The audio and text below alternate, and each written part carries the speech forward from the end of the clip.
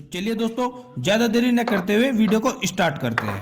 तो सबसे पहला काम आता है घर का प्लान, यानी कि घर का नक्शा।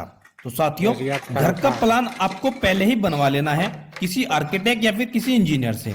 आप ध्यान रखें कि घर का प्लान आपको पहले से बनवा कर रखना है, ताकि आपको कोई भी चेंजेस करने हो तो वह पहले ही करवा ले।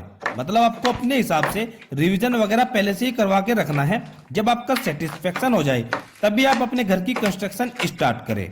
अब नेक्स्ट स्टेप आता है आपका ड्राइंग्स वगैरह कंप्लीट होने के बाद प्लॉट क्लीनिंग का। साथियों, जिस भी प्लॉट या फिर जमीन पर आपको घर का निर्माण कराना है तो सबसे पहले उसको आपको अच्छी तरह से क्लीन कर लेना है, यानी कि आपको प्लॉट की साफ सफाई करवा लेनी है। उसी के बाद आप आगे बढ़े। नेक्स्ट स्टेप आता है आपका लेआउट। जी हाँ दोस्तों, लेआउट आपका वही इंजीनियर करता है जिससे आपने ड्राइंग या फिर घर का नक्शा बनवाया है। साथियों, मैं हमेशा से आपको बोलता हूँ कि इसमें आपका 20 से 30 हजार रुपए तो जरूर खर्च होगा, पर इसका आपको यह फायदा होगा, इट मीन्स इसमें आपकी सिरदर्दी भी नहीं रहती। आप ठेकेदार या फिर मिस्त्री के भरोसे काम को छोड़ देंगे तो उसमें बाद में आपको पता चलेगा गलतियों के बारे में। मतलब आपका लाखों रुपए तो वैसे ही बर्बाद हो जाता है।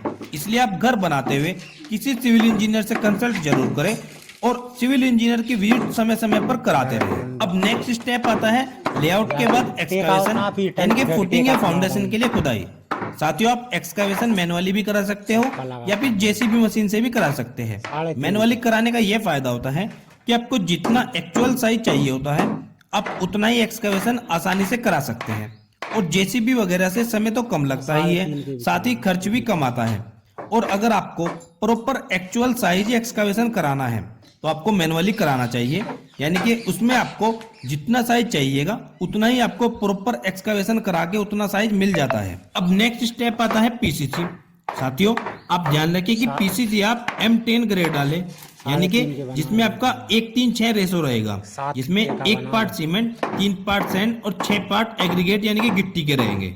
इसके बाद हमारा नेक्स्ट स्टेप आता है कॉलम और फुटिंग की मार्किंग। जी हाँ दोस्तों, पीसीसी करने के कम से कम 10 से 12 घंटे के बाद आपको कॉलम और फुटिंग की मार्किंग कर देनी चाहिए।